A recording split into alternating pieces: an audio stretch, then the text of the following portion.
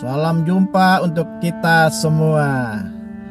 Teman-teman, memang perlu setiap kita mengawali hari selalu kita harus berdoa. Terlebih ketika kita akan meninggalkan rumah, melakukan perjalanan keluar, kemanapun kita berjalan harus kita bawa dalam doa.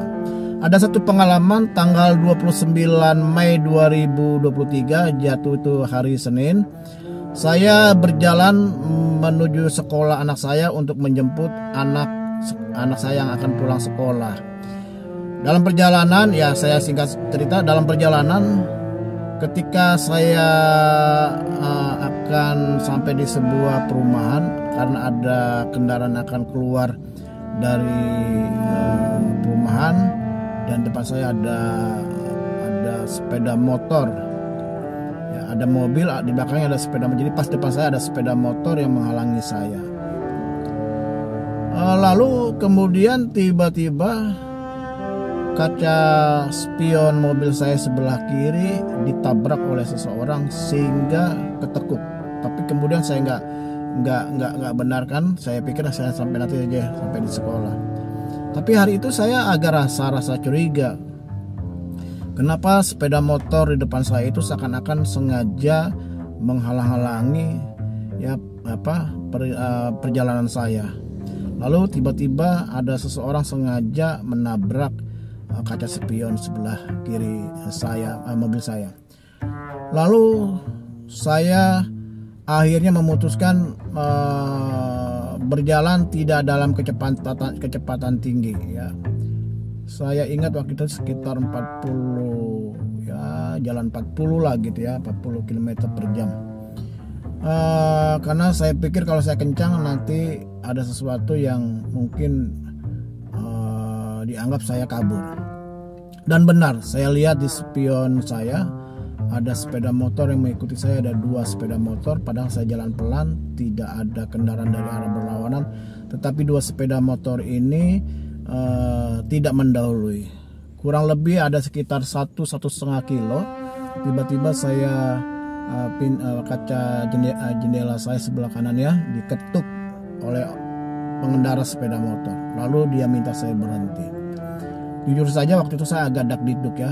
Saya pikir ada apa begitu. Apakah ban saya kempes atau ada, biasa kan suka ada kejahatan-kejahatan yang bilang ada asap lah, ban kempes. Lalu saya jalan, dia paksa saya untuk berhenti, tapi saya nggak berhenti dulu karena itu posisi di tempat yang sepi. Saya mau cari ruko atau tempat yang agak ramai. Lalu dapatlah sebuah ruko, 3 ruko, 1 ruko di tengah itu tutup. Jadi saya masuk situ parkir dan sebelah kanannya bengkel bubut kalau nggak salah. Dan saya lihat ada 2 karyawan. Waktu dia paksa saya untuk keluar, saya keluar. Ada apa? Bapak sudah menabrak anak perempuan tadi. Makanya kan tadi Bapak lihat kan spion Bapak ketekuk. Wah, saya pikir benar nih. Ini ada modus nih. Lalu kenapa jadinya? Itu pamannya ada di belakang. Ya, lagi menyusul ke sini. Bapak ya tunggu di sini aja katanya begitu. Orangnya tinggi, keriting, tapi badannya langsing gitu ya, kurus. Lalu saya pikir wah ini modus nih. Lalu saya kasih kode, mata saya kedipkan ke 2 karyawan bengkel bubut. Dan herannya 2 karyawan bengkel bubut itu ngerti maksud saya, karena mereka kasih balas kedipan dan kasih jempol kepada saya. Lalu saya masuk, saya bilang saya akan tunggu di dalam ke mamang paman. Nggak lama kemudian datang ya temannya, postur tubuhnya gempal gemuk gitu, pendek ya, mungkin tinggi badannya 155 lah, 150 atau 155. Hitam, kumisan, pakai cincin batu akik besar. Logatnya, mohon maaf, logat bahasanya orang Melayu. Dia bilang begini, Bapak ya, dia buka pintu sebelah kiri saya. Emang saya sengaja nggak kunci karena saya pikir katanya mau datang ya, saya biarkan. Dia lalu dia buka, tapi dia nggak masuk, hanya buka pintu. Dia bicara, Bapak sudah menabrak keponakan saya. Loh, nabrak di mana? Tadi. Keponakan siapa? Keponakan saya. Loh, kok bisa tahu itu keponakan? Heran saya bilang begitu. Ya, heran.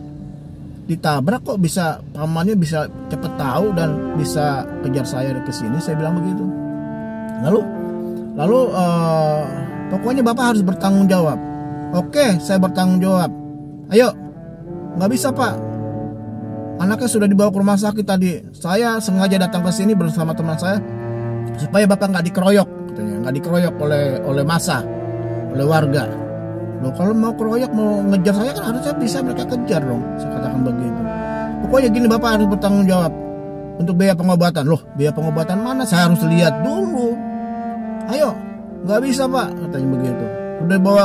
Sudah dibawa ke puskesmas. Loh, tadi ke rumah sakit. Saya tanya rumah sakit mana, nggak bisa jawab. Sekarang Anda bilang ke puskesmas. Yang benar yang mana? Saya katakan begitu. Ya sudah dibawa ke puskesmas. Loh, katanya tadi ke rumah sakit. Gini aja bapak, bayar aja bapak, kasih uang berapa aja yang bapak punya. Loh, nggak bisa begitu. Begini aja lah saya katakan.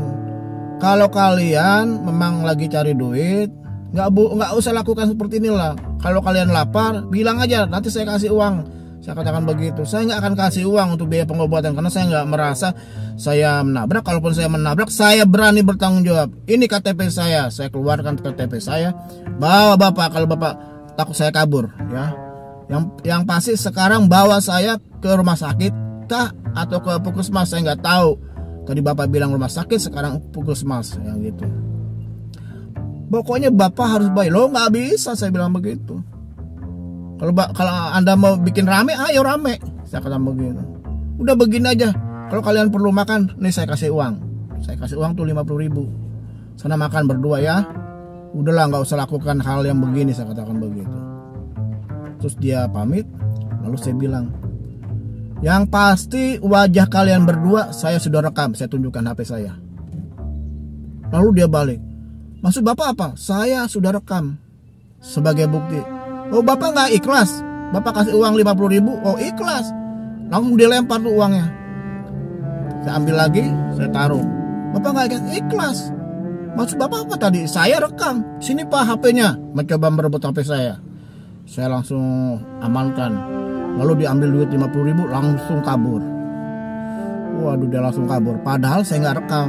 Saya gertak bahwa saya sudah rekam, sudah foto wajah kalian berdua. Padahal nggak saya rekam. Jadi begitu teman-teman, tetap waspada dimanapun berada, tetap berhati-hati karena kejahatan tidak selalu harus direncanakan, bisa spontan. Jadi hati-hati teman-teman, jangan lupa selalu ya berdoa, minta perlindungan Tuhan.